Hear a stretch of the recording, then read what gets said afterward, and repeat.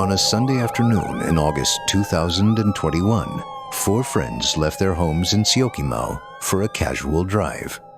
By the next morning, their bodies were found burned, broken, and abandoned in a quiet village in Kitengela.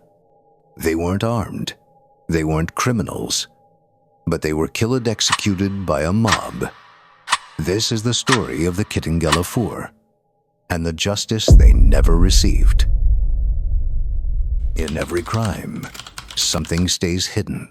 Welcome to Shadow Files, where we uncover the truth buried in silence. Jack Ochieng, Mike George, Nathan Muthini, Nicholas Musioki. They were sons, friends, young Kenyan men in their 20s. Jack was a footballer known for his speed and smile. Mike had just become a father. Nathan and Nicholas were cousins, saving up to start a small business. That day, the 4 left in a white Toyota Mark X. Their destination, Kisaju in Kajiado County. They never made it back. The car stopped in Nkamaliot village. What happened next remains murky. Locals say the 4 were strangers to the area. Someone shouted, "Cattle thieves!" and panic spread. No evidence, no warning, just fear. Within minutes, a mob had formed. They dragged the young men from their car. They beat them, then set the man the vehicle on fire. A video later surfaced online, burning wreckage, cheering crowds, no police in sight. It was not justice. It was chaos. The families were devastated. Jack's mother said, "They killed my son like a dog." To be lynched by a mob at Enkamaraiki village in Kajiado upon being mistaken for thieves. Polisi walikuwa wamesema ati kuna mtu walikuwa wamesema ati kuna wakati walikuwa wanatafuta a mechanic along the Kajiado road. Kuna mtu aliwapatia ripoti ati kuna pale waliambiwa waende wakapata the mechanic, lakini haijulikani kama walipata huyo mechanic. Preliminary reports indicate that the community pounced on the 4 believing they were livestock thieves roaming an area where the vice is all too common. Tunajua sio wezi. Haya, hii kipikipi walikuwa wanaendesha wakiwa watu wanne na wako na kipikipi 3 na wanasema wanahutumiwa ati ni wezi wa mifugo. Unashangaa watu wa mifugo, wezi wa mifugo wanaweza kusafirisha mifugo namna gani na kipikipi ambaye haina keria. Vile tunajua hii watoto ile allegation ilikuwa imetokea mbele ati wanaweza kuwa ni wahalifu. Si wahalifu. Hata polisi wenyewe walisema hao vijana vile walienda na wakaobserve the location of scene, walikuta ati hakuna any evidence ambayo inaweza kuonyesha hao watu walikuwa wahalifu na walikuwa na nia kutenda vibaya. Kwa sababu hapo bali kwa scene hakukuwa hata na kitu ambayo inaweza kuonyesha hao watu walikuwa armed.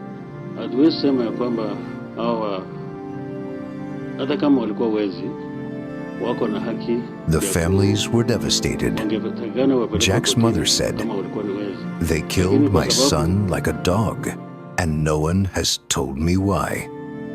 Police arrived long after the fire died down. One suspect was arrested briefly, then released. The case file, silent. The village, silent. The government, silent. To this day, no one has been held responsible. This wasn't an isolated case. Kenya has seen a disturbing rise in mob justice incidents where fear replaces facts and rumors become death sentences. In 2020 alone, human rights groups estimated over 100 people were killed by mob violence. Most had never been convicted of anything. Some, like the Kitengela 4, were completely innocent. It's not just a problem of crime, it's a failure of trust. When people don't believe in justice, they create their own version of it. And sometimes they get it horribly wrong. What really happened that Sunday? Were the 4 men lured? Was it a setup? Or were they simply in the wrong place at the wrong time?